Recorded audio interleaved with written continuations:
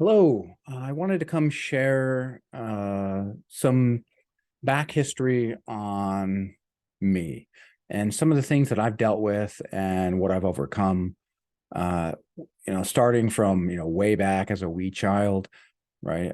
Many things that kind of started to fiddle with my head in a bad way, right? I was raised in a very abusive household. My father and mother, right? They separated when I was two. Saw my dad about once a year. He just pretty much was checked out. My mom got remarried to a tyrannical drunk.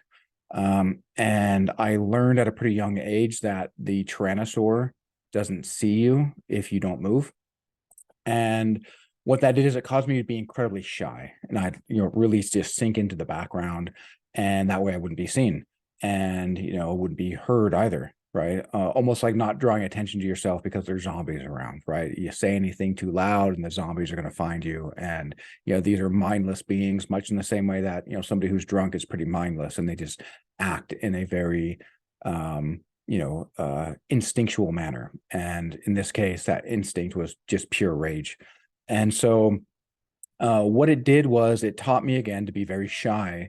And that shyness, what it did was it really blew up in my face when I went to school. Because, right, who gets picked on? Well, the shy kids that try not to draw attention to themselves. That's exactly who bullies look for.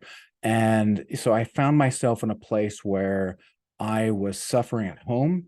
And then when I went to school, I was suffering even worse, right? Or maybe not worse, but suffering even more because my survival mechanisms that I employed completely blew up in my face. And so I couldn't find safety anywhere.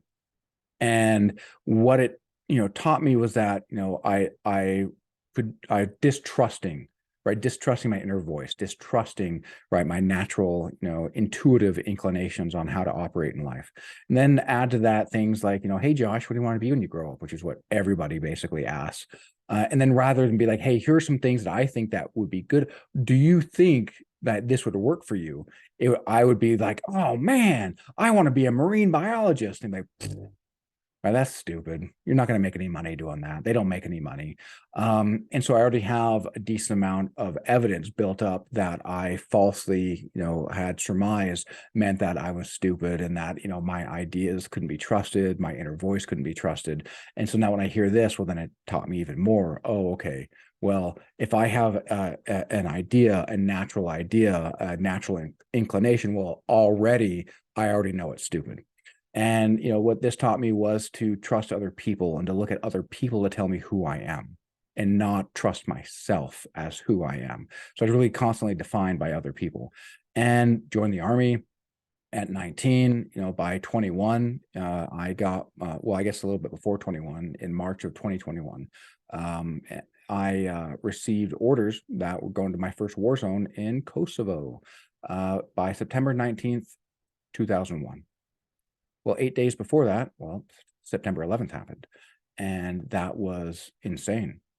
For those remaining 8 days, CNN was on repeat, just repeating the same story over and over and over. And that probably caused more trauma than any other thing that I experienced, even in my wartime situation. Even seeing people, missing limbs, working in a combat support hospital, seeing people who, had severe, gunshot wounds to where, entire, part of their body, entire like right side of their body wasn't even working, couldn't operate, seeing mangled bodies, seeing people screaming because of their pain, just that constant on repeat over and over and over that I had to relive getting attacked for 8 days straight. And then really, the fact that I was going to a Muslim nation, and CNN was basically, maybe not saying in so many words, but in many ways were telling me that I should hate Muslims, right? Because we were attacked by a Muslim, therefore all Muslims are bad. And yeah, it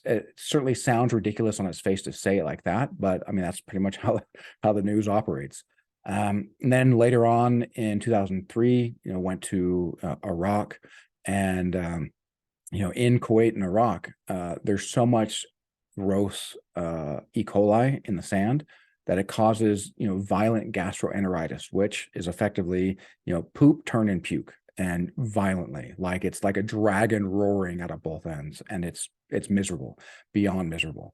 Not to mention the fact that it's 120 degrees, and the sun, the direct sunlight broke mercury thermometers that went up to 150 degrees, so it went beyond that.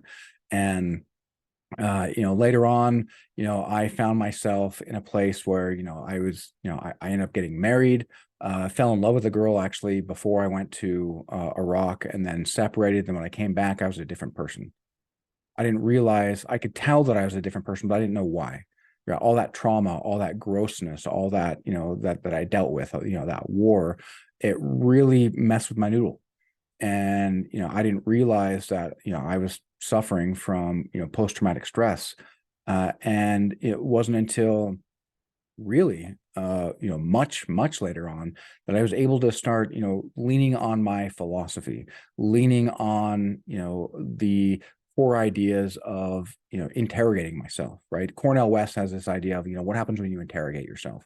What happens when you question the tacit, unarticulated assumptions that we have about ourselves, and then we become a different type of person. And so really I started doing that, and doing that led me in ways where it wasn't necessarily a healing journey, because they eventually got led into politics, where politics is incredibly toxic, the way that we run them here in America, which is very team based.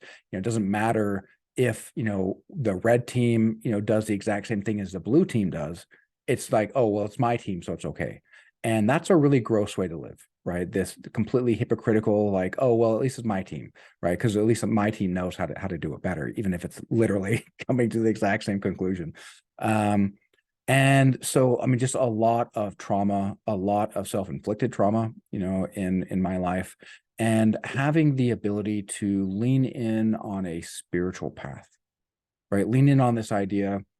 A big one that I really got benefit from in the Tao Te Ching was this idea that, if you give evil nothing to oppose, it'll go away on its own. Not because it's not there, because you can step out of its way. And really that coincides quite well with manifestation, right? Manifestation is all about, don't look at where you don't want to go, because you're going to get exactly that, right? A NASCAR driver doesn't want to drive into the wall. So guess what he doesn't look at? He doesn't look at the wall. Because if he looks at the wall, we're just going to magnify his focus, and we're going to actually, we go into the direction of, where of our focus. So he looks at exactly where he wants to drive. And it took me a while to realize that. It took me a while to realize that I don't, that the best way to operate isn't, give me a ticket away from here, right? Because if I'm going to buy a bus ticket or a train ticket or a plane ticket, and I'm like, hey, I just want to be away from here. Well, how can anyone sell me that destination anywhere but here? And so I really had to get clear on where I want to go. And as I started getting clear on where I want to go, well, then I found mentors coming into my life, right? When the student is ready, the master appears, to really help me understand how much influence reality has based upon our inner thoughts, right? Our inner reality. And it's made me more grateful. It's made me more purposeful. It's allowed me to let go of a lot of the pain that I've held on to. It's allowed me to forgive myself, right? It allowed me to investigate the past mistakes, that I've made. Many of those were taking responsibility for things that were, none of my fault, and yet I still felt like it was. So I was able to decommission a lot of these bad ideas. And now that I've been able to do that for myself, right, just like a forest guide, right, that takes people through a path through the forest so they don't get lost. Well, that forest guide has to go through that path and get familiar with that path first before it can ever lead anyone else, right? I learned how to deal with my own PTSD. I learned how to deal with my own trauma. I learned how to deal with my own errant assumptions that I made in my past, deal with them, and now I can really help harness others on that path in a transformational coach capacity, but then also as a spiritual healer, really help them tap into really where the magic is, right? The brain doesn't know the difference between imagination and reality. So I really help people tap into the identity of their imagination and allow that imagination to really start to remake their identity and help them become who they want to be. And most people who are experiencing chronic pain, well, they want to be out of that chronic pain. So I certainly give them what they want, but then as I, talk to them, as I, do my intake form, as I get to know them, well, then I give them what they need. And it's more than just, let's get your pain gone. Let's get you on a path to where you are realizing the best version of yourself, where you are manifesting your greatest, opportunities and your greatest strengths. And so that way it's not just a matter of the pain being gone, because if I drive into a ditch and I get pulled out of a ditch, well, if I exhibit the exact same behaviors that drove me into the ditch in the first place, well, guess what? I'm probably going to find myself in that ditch again. So it's more than just, helping people, heal from their pain, right? This isn't a cure. It's not practicing medicine, even though I have 10 years in the medical, field. This is healing from within, tapping into the deepest parts of who we are so the body can heal itself. And, I wouldn't be able to do that for others if I didn't actually, walk that path myself. And so really this is the main way that I find that I've been able to add value to somebody who's in a grief-stricken place, is because I've dealt with my own, and I've been able to examine and be able to put myself in a safe place so I could examine, right? Kind of like that, that gyrosphere thing that, is in Jurassic World, where people are driving, right? For the most part, dinosaurs aren't going to be able to crush you in that, globe. So you can go and examine and see the dinosaurs as you're, driving around that cool little, sphere. And so I put myself, in a manner of speaking, in something similar to that. So then that way I could safely look at these demons of my past and then decommission them.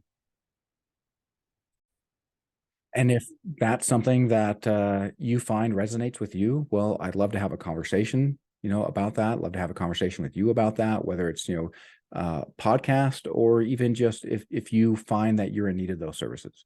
That's really, how I've brought myself to a place, and certainly happy to help you get to that same place. Thanks.